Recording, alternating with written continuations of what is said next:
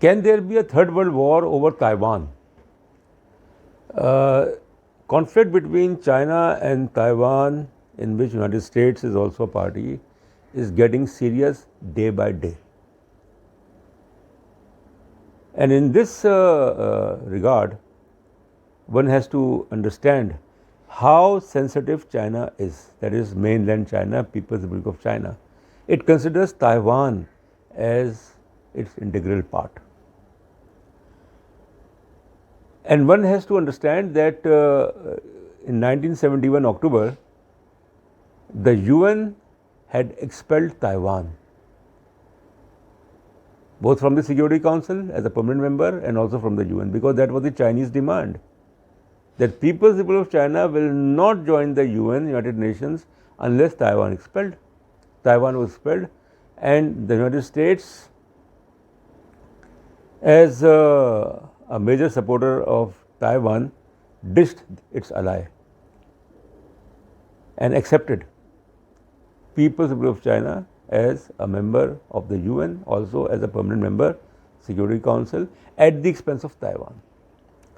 Now, recently this issue, conflict between Taiwan and China came into the limelight when the President of Taiwan, she had a meeting with the House of Representatives chair, Kevin McCarthy, in Los Angeles. She visited the US in Los Angeles. She had a meeting with the chair of House of Representatives, Kevin McCarthy, which was condemned by China. And earlier, Nancy Pelosi, the chair of the House of Representatives, also had a meeting with the Taiwanese president. China has serious objections. Any step which is tantamount to granting legitimacy to Taiwan is contested by China. And China is threatened that if you cross the red line and give legitimacy to Taiwan, then it will result into the outbreak of a serious conflict. Furthermore, as a reaction to a meeting between the Taiwanese president and the chair of the House of Representatives of the US, China sent its naval ships, its offensive naval ships and other to near the border of Taiwan, fighter planes and things like that. The most important thing is that if there is a threat of Third World War, because it is argued that the United States will not allow China to absorb Taiwan. Hong Kong, the case of Hong Kong was different, because Hong Kong, there was a lease of 99 years reached at that time between China and Britain. And when the lease expired in 1997, Hong Kong reverted to People's Republic of China. This is not the case with Taiwan. If China wants that Taiwan should join its fold, become part of what we call as the unification of China, the best way is, the legal way is, the legitimate way is to ask the people of Taiwan, a referendum, a vote, that are they in favor of joining People's Republic of China, Communist China, or they want to remain independent. Not that China has its claims over Taiwan without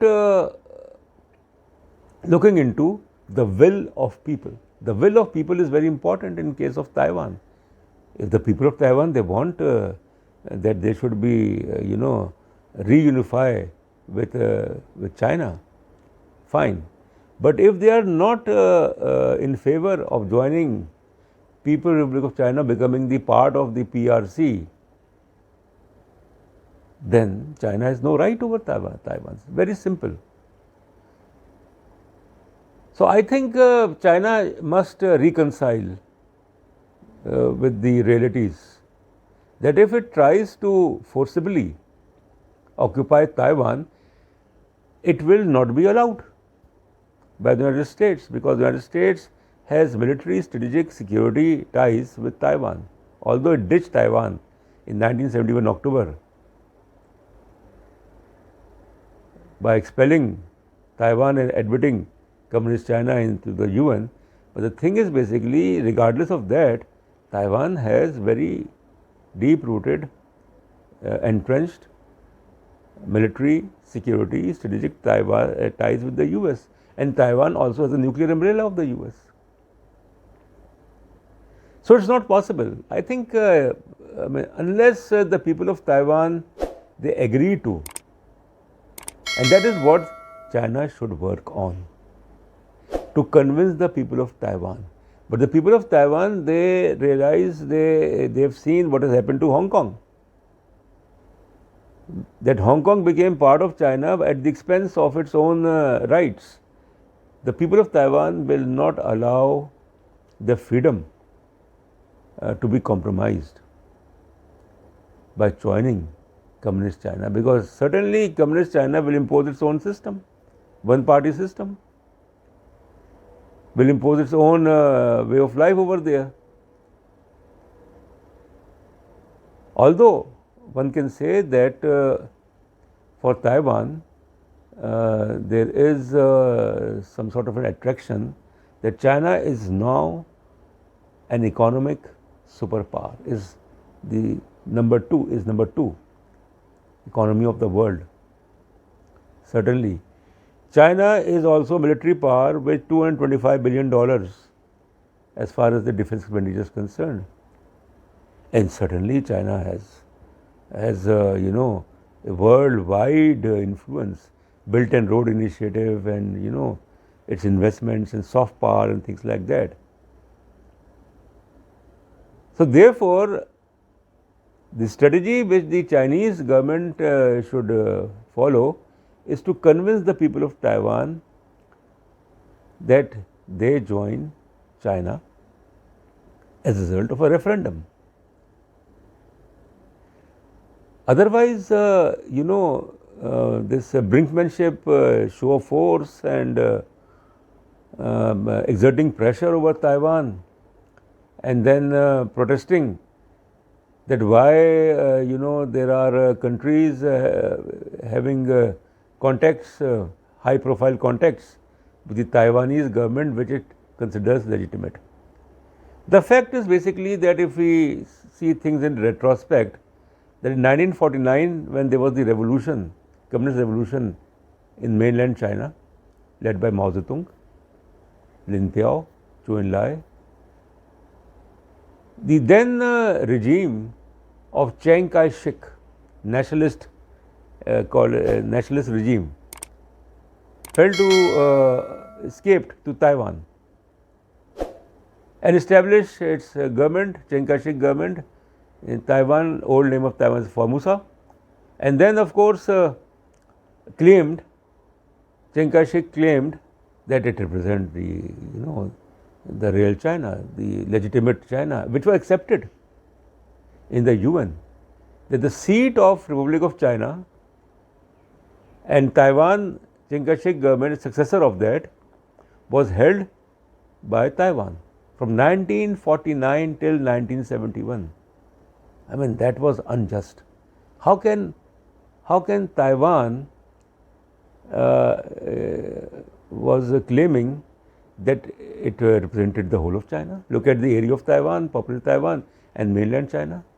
And ultimately China got its right and became a member of the UN under the condition that Taiwan should be expelled, which was done.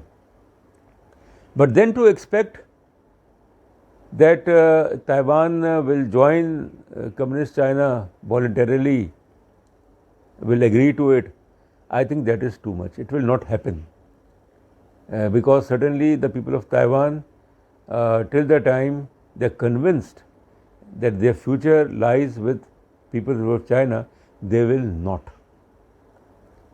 buy the argument of the unification of China, and henceforth the threat of Third World War loom large, because if China gets frustrated with more and more Taiwanese diplomacy, then suddenly it will embark on some sort of aggressive policies which may be counterproductive and escalate the conflict in the South China Sea and pave the way for the outbreak of Third World War. Thank you very much.